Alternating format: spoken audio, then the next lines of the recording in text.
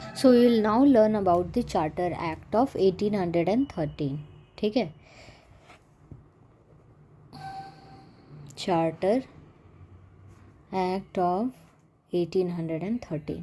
सो इससे पहले कौन सा एक्ट था? तो इससे पहले था charter act of 1793.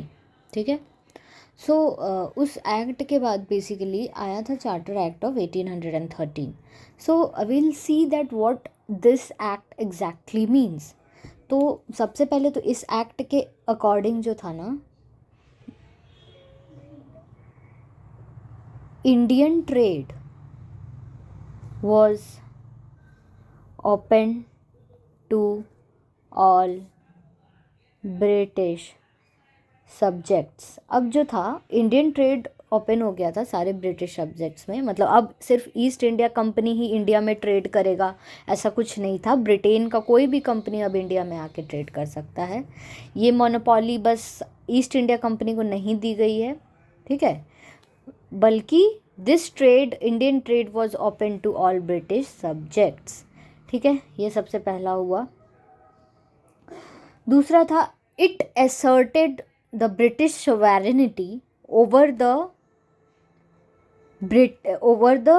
East India Company's territory. ठीक है, तो क्या हुआ था, ये क्या था, this act asserted British sovereignty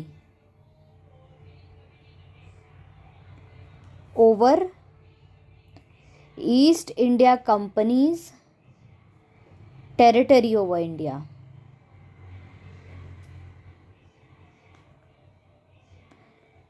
से ज़्यादा ब्रिटिश की जो सॉवरेनिटी थी उसको असर्ट करता था. ठीक है, उसके बाद ये होता था कि इट अलाउड क्रिश्चियन मिशनरीज जो थे, क्रिश्चियन मिशनरीज जो थे उसको ये अलाउ करता था for the enlightenment of the inhabitants of British India territory. ठीक है, तो ब्रिटिश इंडिया में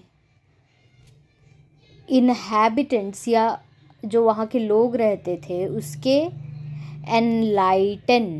एनलाइटनमेंट के लिए अब क्रिश्चियन मिशनरीज को अलाउ करा जा रहा था. ब्रिटिश इंडिया से ब्रिटेन से इंडिया आने के लिए इजीली अलाउ किया जा रहा था. उसके बाद वेस्टर्न एजुकेशन को बहुत प्रमोट किया गया. वेस्टर्न एजुकेशन मतलब इंग्लिश वगैरह सिखाया गया. वहाँ से ब्रिटेन से लोग आते थे, इंग्लिश सिखा रहे हैं यहाँ पे ब्रिटिश इंडिया के लोगों को, इनके इनहैबिटेंट्स को. और ये भी बोला जाता था कि ब्रिटेन वाले लोगों को वो मतलब जो भी इंडियन टेरिटरी थे, ब्रिटिश इंडियन टेरिटरी, वहाँ के लोगों को सिखाते थे और किसी से मतलब पैसा भी चार्ज करते थे, लाख लाख रुपया ऐसा मतलब माना जाता था. फिर अदर देन दैट ये था कि लोकल गवर्नमेंट को ब्रिटिश इंडिया के ये अथॉरिटी मिला था